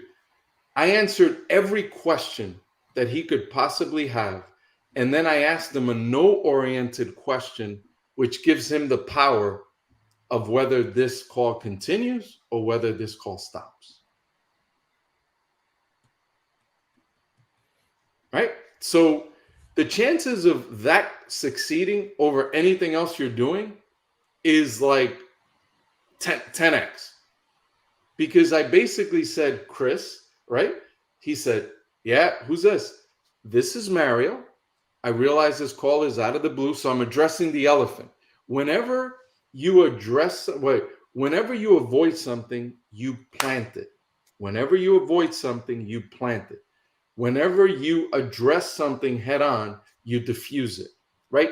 Haven't you ever talked to someone that says, I'm not trying to be a jerk, and then everything that proceeds after they say that is them being a jerk, right? Because it's like, dude, seriously, you're not trying to be a jerk, but you're being a blessed jerk. Look at you. It's like with all due respect. Yeah. Also, the never, ever, ever. I try staying away from never and always, but this is an absolute never. Never tell someone or say to someone, so let me see if I got this straight. You are disempowering them. That is a power removing type of thing. Tell me. Let's see if I got this right. Let's any variation of that. Avoid that. you want to use labels, you want to use mirrors, and we'll get into that here. But that is not the approach. You want them to constantly be talking. But getting back to the intro, what did we basically do there? I basically answered all of their questions, all of Chris's potential questions. And then when I ask a no-oriented question, now he has no is safe. No gives you like you're in control, right? My kids used to always come to me and say, hey, Dad, is it okay if and my immediate response was no, right? Because no kept me safe. And then after I said no, I'd be like, well, why is it that you want to do that? Because I didn't know what and how questions. So I would ask why. So why is it that you want to do that? And then they'd explain to me and I'd be like, I'm okay with that. I think you should go. See, but no protects you. No is like, okay, I now have the power. I said no. So no is a very soothing, very good place. So you want to always ask no-oriented questions. Avoid yes. Turn your yes-oriented questions to no-oriented questions. So now, once I have the 30 seconds, I'll ask Chris, hey, your number came across my desk. You'd be surprised, right? I'm putting forward the immediate objection. What's going to be the objection? How'd you get my number? Your number came across my desk as someone that potentially wants to sell their home. Is that still the case? Right? So now, and then if they say yes or no, now I'm going to ask permission again to continue, right? Because you want them to be in control. So if they say, yeah, I do want to, I said, well, I asked initially if I could get 30 seconds. Is it okay if I ask a few more questions just to help me help you? And then you leave it at that. And now they've given you permission. So now you have a free runway to kind of roll. So now let's get through the Sandler summary. Sandler summary, and I'm going to give it to you later. It's basically you want to build rapport first. And rapport is a critical thing, right? Because this is a relationships business. So the extent that you can build rapport, that's really, really good. In the first question, Sandler, the next step or the next section in the submarine is an upfront contract. In our case, on the first call, the upfront contract is not appropriate. That's more appropriate for the next call. But I like mentioning it because I want you to realize that on the next call, that's a critical component. After that, it's pain, pain, pain, motivation, motivation, motivation. If you show me a deal, I will show you pain. If you don't show me a deal, or if you show me a deal that you didn't get, I will show you not enough pain to make the deal happen. That is a foundational principle. No pain, no motivation, no deal. So you want to get pain, pain, pain, motivation, motivation, motivation. And that is huge in Sandler. And Sandler gives you very actionable questions to try. How long have you been experienced that? How much does that cost you? And there are a bunch of different questions that we'll go through to help bring out the pain, because you want to extract the pain. Now, as you're extracting the pain, sometimes, right, every conversation is different and it's dynamic. Sometimes that's why I don't like scripts. I feed off of whatever they say to me. And then as long as I know what my Sandler submarine and my sequence is, then I can always get back to it regardless of how they sway me in the conversation. Because if you focus on a script, the minute they say something off script, you're going to be like, hamada, what do I do? And that's just not the best look. But even if you find yourself in that look, no problem. Just take it in stride, have a little grace, and keep going. Any questions from anyone so far before I continue? Or any comments? So one thing you just said was scripts. A lot of people, when they hear scripts, they think they have to follow that to the T. Same thing with our business. We have acquisition people that we have on our team as well. And we tell them all the time, use that script as a guideline. Just have a conversation. I don't want you to read it from verbatim exactly what's on that specific list. To be honest, do I use scripts? No, not at all. No. Every conversation I have with a seller, owner, or agent, I'm just being myself and having a conversation. The more so if you're literally being yourself, you'll get across the finish line a lot sooner versus just trying to read off a script. Like it just doesn't work. No. Yes. Well, it's unnatural too. 100%. 100%. And then that's when you start to stutter in and you start like all these other crap you don't need to put in that may become natural in your head, but in reality, if you're just really having a conversation with the agent, seller, or whoever that may be, I guarantee you'll get that get what the information you're looking for across the finish line. Dude, And 100%. and our team does an amazing job at that. And literally Anna, Maj, I don't mean to name drop, but they're part of our team. But Team Anna, Mana. Team Mana, we call them. They're actually at a mastermind right now. And literally, when they're on the phone, they're amazing because they're just having a conversation. That is it. Don't be a robot. Like literally, don't be a robot. Even when we had VAs a couple years ago, and well, last year, I told them the same thing. I want you to bring out your own personality, because you may have 10 things on that specific script that you want to get across, but that seller may answer number 1, 7, 9, and 4. And then you're still trying to go through that script, answering, trying to ask those specific questions. Why? He just gave you the answer. And a lot of people don't realize that. And that's why, Jesse and I, and I'm pretty sure Mario as well, yes, we all use the San Marine, as a guideline, but you never know what the seller is going to say. You just never know. You may get an emotional seller. You may get a red seller who's just angry at the world, especially in the foreclosures. They're in denial. They don't want to hear nothing we got to say. They don't care what we got to say. Although we have a solution for them, they're in denial. They're going to lose their house, but they're in denial. They don't care. So those kind of approaches, I'm pretty sure everyone got their own approach with it. But Mario's he's 100% right. 100% right. I heard Daniel Chiano, he gave a good comparison to like when it comes to scripts. And I don't remember what it was verbatim, but basically the idea was like, imagine you going on a date with somebody and you have a script, right? You got these lists of questions that you want to know, is this person compatible with me because I want to start a family? And so one of the questions on my script is I need to ask my date if, does she want to start a family? So you got this script, right? And then you go on a date and your date is sitting here telling you about the jeans that she had to return at JCPenney. And you're like, okay, how many kids do you want? Like, what? You know what I mean? Like, it's not natural. And so it's equally as awkward when you guys are reading off a script and trying to have a conversation with somebody. Like, ditch the script, use it as a guideline, and just have a conversation. Yeah, just like Mario and Chris are saying. That is literally just have a conversation. A lot of times people, you join their mentorships, they join their courses, especially wholesaling courses, whatever they may look like. They want you to follow their script, but they won't tell you just to have a conversation. And you wonder why a lot of the conversations are failed. Like, you're failing them. Like literally, I may have 10 conversations today. If I use the script on every last one of them, I probably maybe get one.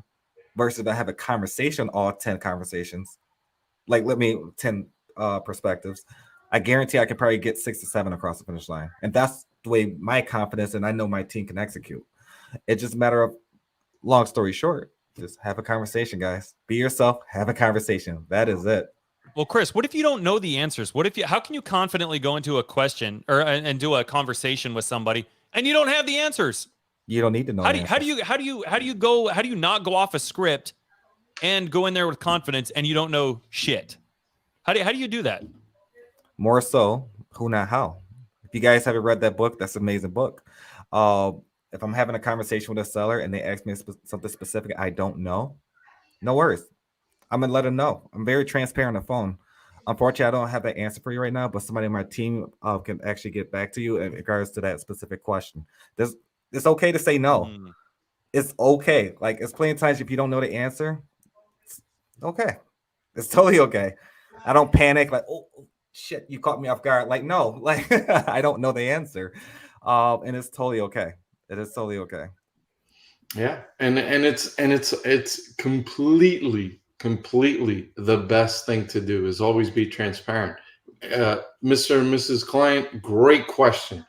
I'm going to have someone from our team. I personally don't know the answer, but I'm committed to getting you the answer. And you just let it roll off your back. Bottom line is, the more human you look, the better the whole situation is going to be. That's number one. Absolutely. Number two is Absolutely. Always look at it as you're talking to a friend, or at least if you need it, a future friend. If you're all into scripts, do you. But what I promise you is, if you can get through a conversation and go through the script, I'll buy you lunch, whoever you are. Just record the call. I love that. Oh my and show me gosh. the proof. You heard it I here will buy first, you folks. lunch. I will buy you lunch. If you can make that happen, because the probability of you making that happen are not very good. Because to Chris's point, we had a call. First thing, the guy's like, what's your price? Give me your price right now. You're like, okay,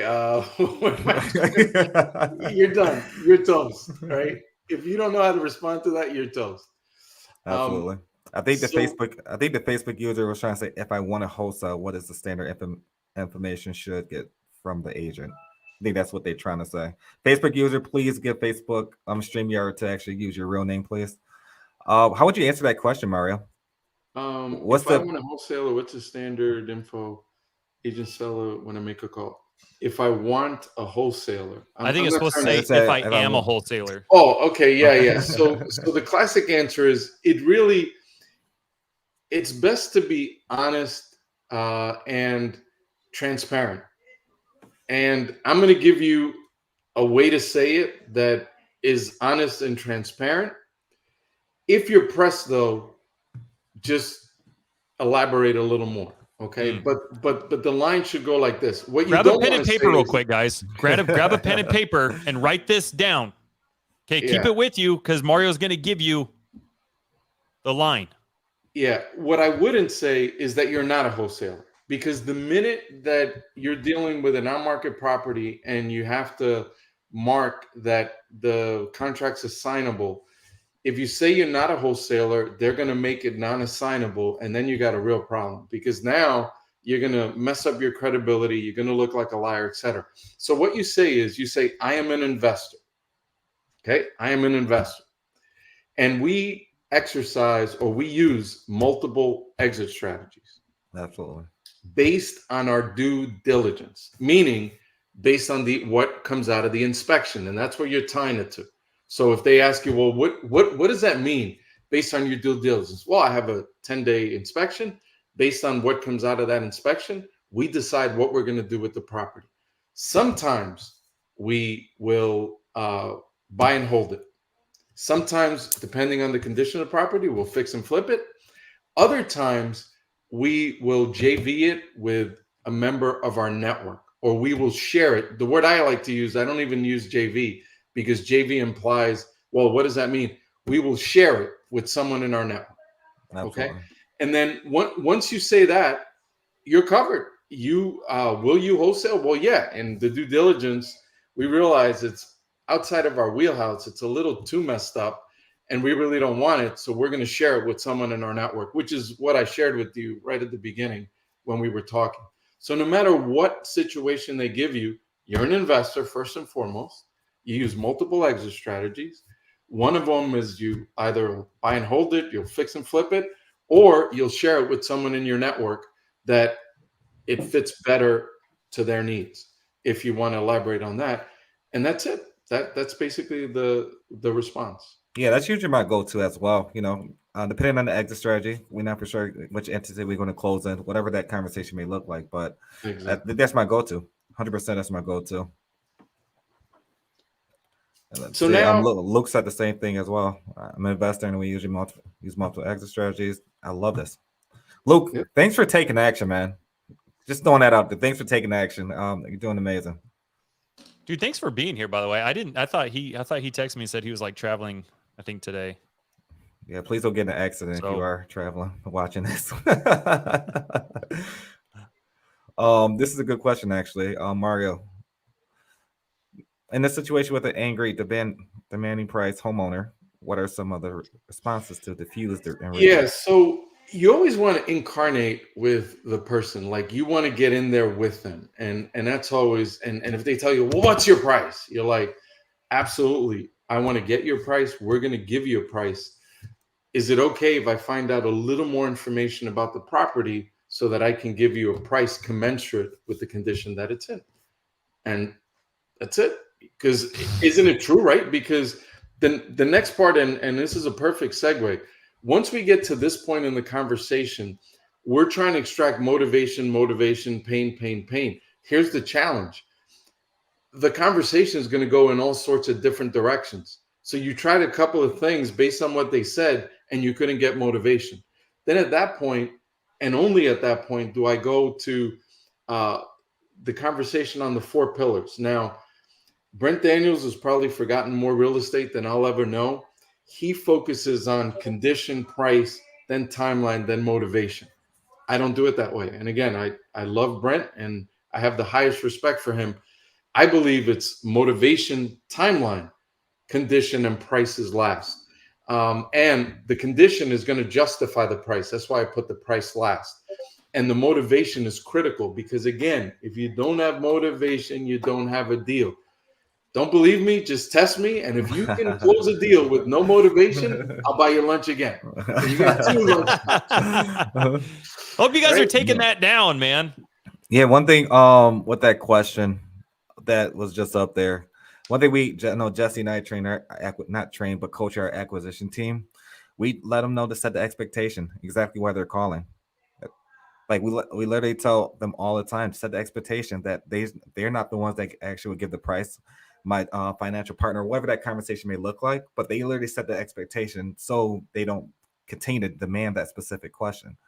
And it's rare now within our company that's actually, Jesse, I just thought about it. I don't remember the last time that was even brought up as far as a price, like demanding the price that they really want. It's been a long time since that happened on our team. And if they're demanding a price and they're very abrupt, whatever that conversation may look like, they're not really motivated. Yep. They're probably just wasting time, tire kickers, whatever that may look like. But they're probably receiving a lot of different offers, right? I mean, calls from a lot of wholesalers, probably burn. But it's so many different situations that you can actually look at. But just when they're given that high demand, just set up the expectation that you're not going to receive that price that you're looking for on this specific call. Because I guarantee you, if I get on a call, even when I'm about to close it, they'll never get a price from me. It could be my first call, my 10th call. I guarantee you they'll never get a price from me first. I was just going to say exactly to that point, Chris, that whoever says the price first loses. That's a writer downer. If you say the price first, you lost. Yeah. Can't do that. Impossible. Pace teaches that emphatically, and it is absolutely a foundational principle. You never say price, ever, ever, ever. If it's a creative deal, they're the bank. You don't go to the bank and you dictate to them what the interest rate is and what the price is. And what you can say is, at that price, I'm not your buyer. I'm not a buyer at that price. That you can say. And then let them, based on the rapport, now you're, and the way that we're going to set this up, you'll see how we negotiate. But one of the things is you never want to say price. And there was something else that you said that was going to trigger something, but hopefully it'll come back. But in the conversation, remember, we're motivation, motivation, motivation. And then we go through the 4 pillars. You use condition of the home as a way to get motivation. Okay. So it's condition, timeline. Then the other 2, which is, oh my goodness, condition, timeline, and motivation and price. Motivation and price. But motivation, the reason it threw me off is, remember that your number one thing is motivation. So the only time that you're gonna then come back in with condition and then eventually work your way down is you first start with your own, in the conversation, motivation and timeline. And that's what kind of threw me off, that if you wind up, because of the way that the conversation's flowing, you didn't get the motivation and the timeline, then you come up with the condition as a way to get motivation and timeline. You see what I'm saying? Because this buys you time in the conversation. Say you went in and you're trying to extract whatever the motivation is, and you're like, well, this as they're talking, you're like, wow, this seems like a pretty nice house. What is you selling? And they won't give you anything. And then at that point, you can try to figure out, well, really? So when was the last time that the roof in the house was changed? And you try to use the condition of the property to try to go back as a way to get motivation. Because ultimately, if you can't extract motivation from that conversation, how are you going to have a deal, and how are you going to give them an underwritten proposal if you have no idea what their motivation is? Yeah, you could do it based on the condition of the house, and a timeline. But if there's no motivation there, how are you going to convert that into a real deal? Absolutely. You really Absolutely. are. So as you flow through these things, remember your primary thing is if you want a job description, you are a problem solver. That's what you are. And you're looking for problems. And as you look for problems, you try to figure out what their motivation is and what their timeline is. In the absence of those two, because you want to keep the conversation going, then you resort to what's the condition of the property to kind of give you that. And then you can start to get into price a little bit, remembering that you never introduced the price. Yep. Now, here's where the Chris Voss techniques come in. How do you get them to elaborate and continue talking? Because the last thing you want to do is inject yourself and start talking about a whole bunch of stuff. So I want you to write these down, and you get them in the handout, but this is kind of the way it rolls. The huge thing that Chris teaches are, one, accusation audits. Those things are incredible, and we'll go through it. Labels, labels and labels and labels. And labels include labels and mislabels, because mislabels, remember, give you the black swan in the conversation. And the black swans are the things you need to close the deal. Mirroring, and it's not mirroring. You automatically, when you talk to someone, so you could tell I'm a type A, I talk fast. However, when I'm talking to a client and they're really like from the South and they talk kind of slow, then we need to slow the tempo down. And the reason I'm talking fast, especially on this call, is I don't want to keep you here all day, and I want to try to give you as much as possible. So we're going to talk fast. But the minute I see that I'm talking, or I hear that I'm talking to someone that's slower, and it takes them a lot longer to kind of get their thoughts expressed, then you need to try to match that. So that's that level of mirroring. The mirroring I'm talking about is not that mirroring. This is the Chris Voss mirror, which is whatever someone says last, whatever says last. You see, so you repeat the last 2 or 3 words that person said to you, and it automatically prompts them to elaborate on it. So rather than you say, "Can you tell me more about that?" You don't do that. You just So if somebody says, "Mario, I want 150,000 for my property." 150,000? And you're like, and that's a tough one, because that's an absolute one. But whatever it is, you'd say 150,000, and you could say it with a I want to give you 150,000 on the for. Yeah. You see what I'm saying? It'll prompt you. Absolutely. See? It's in that inflection in your voice. I think we need that. to pinpoint exactly what Mario just did. Tonality and mirroring. Huge. He repeated back what he stated, and also has some sincerity with it as well.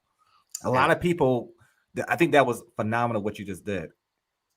Like, just let them know, like, okay, did they state something that was incorrect or whatever that may look like? But at the same time, it was more caring. $150,000 is like, the way you just worded it and framed it was perfect. And a lot of people need to understand that tonality goes along with the mirroring. You can't 100%. Mirror. You can't mirror and have if they're talking at a low tonality, you can't have a high trajectory voice. You can't do that. But a lot of people, I think that was phenomenal, Mario. Thanks for actually sharing that, because that's something that myself and actually our team is working on as well. Because like mirroring plays, that can actually go further than what you're really trying to accomplish in a conversation. Because a lot of people, that builds the rapport, not just that builds, especially if they're older. A lot of older people don't remember a lot of things, right? Let's just face the facts. But if you're mirroring the conversation, slowing the conversation down to them, they will remember your name. And they remember who they spoke to, versus a fast talker trying to get it over them and trying to just get the deal. So phenomenal. I love that, Mario. I didn't mean to cut you off, but I had to state that. Dude, that was genius, man. That's that fine line that we're talking about, guys. Between everybody else who practices a conversation until they get it right, and those little things that we're talking about that Mario is throwing out here, that's how you get above that line. Absolutely. So I know we only got a couple more minutes, and Mario got a couple more things you want to go over. I'm going to fly. Yeah, so, I'm going to try to fly through a whole bunch of stuff. But the key there is, remember we said earlier, you want to come off as curious. You want to come off as you're learning. You're asking for help. So upward tonality is always going to be like you're curious. You're asking for help. And it's much more powerful than if you come full frontal on them and it's a very aggressive tone, they're going to be like, wait, what? Right. Remember, you want to keep the person's autonomy. You want them to feel like they're in control the whole time. And you want to be very cognizant of how your words are landing. So a couple of quick ones, because we've already covered the major topics, and obviously we could get into this more, but we're running out of time. But here's the bottom line.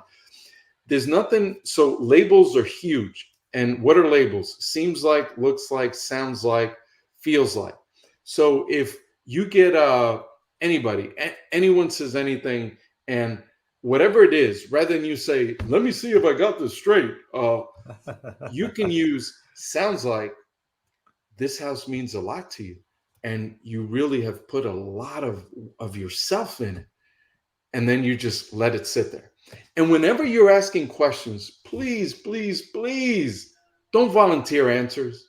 Yes. Just answer your open-ended question and shut up. Just be quiet. So it seems like this house, oh no, you're going to a different place. So it sounds like you're going to Illinois. Will you be going on to this part of town or that? No. So it sounds like you're going to Illinois. Just let them talk, because they're going to say, and then whatever they say seems like, sounds like, looks like, whatever it is. And now you got them talking. So mirror allows them to keep talking and elaborate. Labels allow them to keep talking and elaborate. And mislabels will give you power like you don't even understand. If I asked you, Jesse, I said, hey, how much money do you make a year? You're going to be like, Mario, with all due respect, I like you, but it's none of your blessed business. But if I say to Jesse, man, Chris was telling me you guys close in 12 different markets. You guys are negotiating 10 deals. You got to be making like $500,000. And Jesse comes to me. He's like, what are you talking about, man? We're only making like 250. I'm gonna get to 500, but we're only making 250 now. And in a couple of months, I'll be making $1 million. You see what just happened there? When you mislabel, he bypasses filter, because we have this innate thing in us as humans that we want to show everyone that no, hold on. Let me correct you. And when you try to correct someone, you bypass through any filters that you preset to any question that comes in. So one of the things you want to master is the ability to mislabel, so that, and sometimes you grossly mislabel. And what you'll find is that they'll bypass their filters and give you the information they want. And then the granddaddy of them all, and we'll end with this, is the accusations audit. The accusations audit is powerful, because basically, remember the concept of when you avoid something, you plant it. And when you think you planted it, you diffuse it. And what I encourage you to do is pre-plant any and every elephant, any objection. When you put it on the table, it literally comes off the table, and they can't use it against you because you've introduced it to the conversation. So one of the things, when you're talking to a seller and you know that every wholesale person's called them and lowballed them, and you know you're going to come in with either a lowball cash offer or a creative deal, what you pre-position is the following. You can say, Jesse, I know that you've been bombarded with a gazillion low cash offers, and these people have no appreciation to all the hard work you've put into this house. I mean, after all, this is your little kingdom, and they think that they can just come in here, steal the house from you, and get you to just gift it to them. You see, when you do that, and if you don't lay it on thick enough, you haven't done it enough. We're short on time, but I would think of, I would sit there and think, okay, what are all the things that Jesse's probably thinking in his mind? And then I pre-position all of them, and then I throw it in the accusations audit. The key is, after you do it, don't step on it. Just shut up. Let them respond. What you want is, when you know you've done it right, you're going to get a that's right. Yep. You want to build rapport? There's no more powerful way to build rapport than when you've pre-positioned every objection in their head, and they say to you, that's right. What they're telling you is, you get me. You understand my situation. Holy smokes. No one that I've talked to is as dialed in to where I am as you are. Let's go. Let's work together, because now you've proven to them that you understand them. And remember Covey's, right? Seek first to be to understand and to be understood. You want to understand their plight as opposed to you thinking you're going to be understood. You see what I'm saying? You're focused on the other person. So when you do an accusations audit, it doesn't get more powerful than that. Now, you're not looking for a you're right. You're right means shut up, leave me alone, go away. You're looking for a that's right, a TR. All right. So with that, we're lined, because this has been quite the time. No, well, Mario, we truly appreciate you, man. More do you know. We're very humbled to have you on here today. We very gratefully to thank you for dropping a lot of gems today. It was phenomenal. And thanks, Ellie, for summing it up right there. That's phenomenal. A lot of people don't understand that. They really don't. They just hop on the phone, hoping for the world, right? Reading off a script. But it comes more to just reading off a script. Geared back to conversations. And as far as what you said earlier, I'm probably going to make something out of it, Aaron Garza. So let me find it. I have it right here. Stored it. Never take advice from someone who you would never trade places with. That's phenomenal. I think that's brilliant. Yes, Chris Voss, man. That guy is amazing. Chris Voss is amazing. No, but praise God, man. It's an opportunity. I love the opportunity to be with you guys. I care about you guys deeply. So I'm humbled to be around you guys. And so this was a great opportunity. But I thank you guys.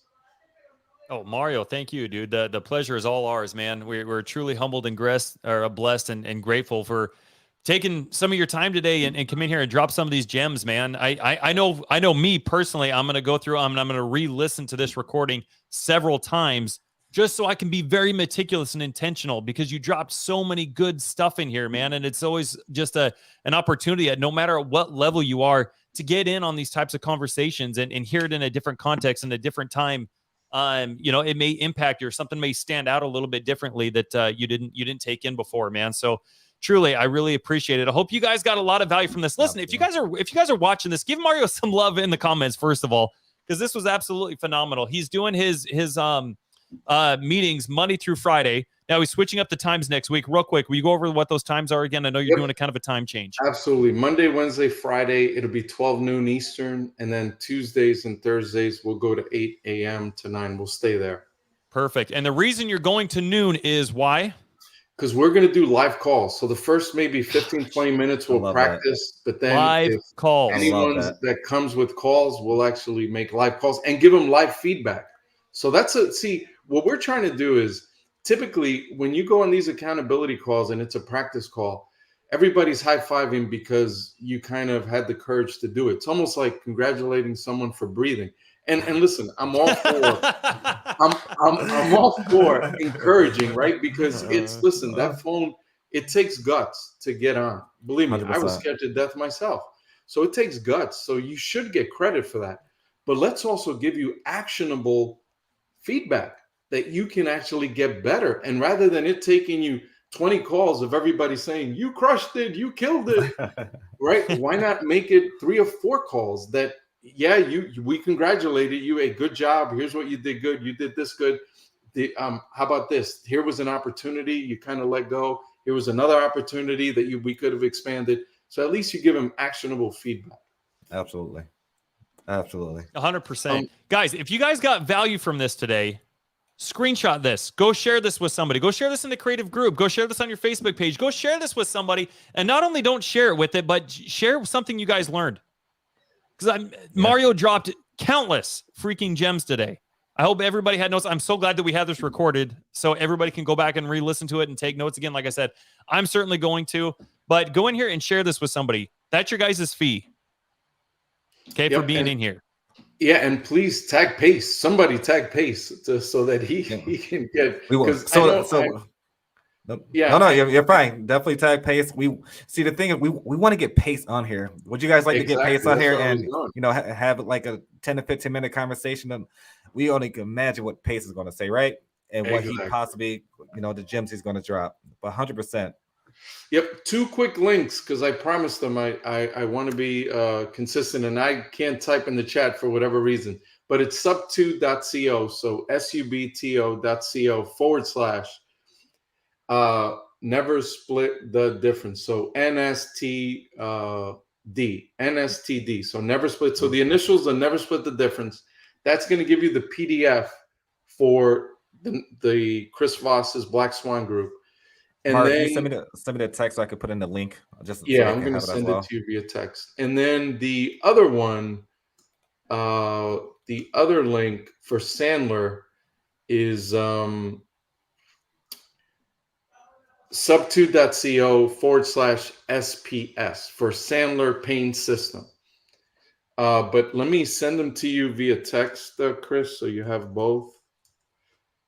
And they're both, I'll say it again here. So sub2.co and then not com.co and then / never split the different NSTD. That's the first one. And then the second one is going to be https:/sub2.co/ what was the other one? Oh, the Sandler Pain System, SPS, Sandler Pain System. So that should be, and that is a nice little handout on. Chris, can you put those in the, because it's only posting to YouTube, can you put those in a banner on the bottom? Yeah, let me see if I can. Let me test both of them really quick because I did earlier, but I just want to share. Sandler Pain System is that one. Yep. So that's exactly what I want. And what's nice is the Sandler, the pain step or the pain questions, it gives you literal questions that you can ask. It tells you the words you should listen to. It gives you the 4 buying motives. It summarizes and validates, and then it gives you all of the Sandler rules on the bottom. And then it gives you a nice acronym called DECAF, which stands for details, the elapsed time, the cost, the actions, and the feelings. So it's a priceless little handout to have. Like I don't have it. I should have it here, but I kind of have it in my head. But it'll be great as you're starting out to have it all over the place. And then the Voss PDF is freaking off the chain. Like I love Voss to death, and it blows me away that he gives this for free because basically it's all of it, all of the Black Swan system. He gives it to you on PDF, and very detailed, very explanatory, and very actionable. So really good stuff. I love it, brother. Well, thank you again for sharing. Hopefully you guys got a ton of value from there. Get in there, download those those PDFs, and take that. Be intentional with it. Take action on it. Make sure you guys come to Mario Zooms throughout the week. Ask your guys questions. There's no reason for you guys not to be gaining traction and momentum throughout that week because you don't know an answer to a question. You have an entire community and amazing leaders like Mario that are willing to get in here and help you guys and have these one-on-one conversations with you guys. So please be intentional with that.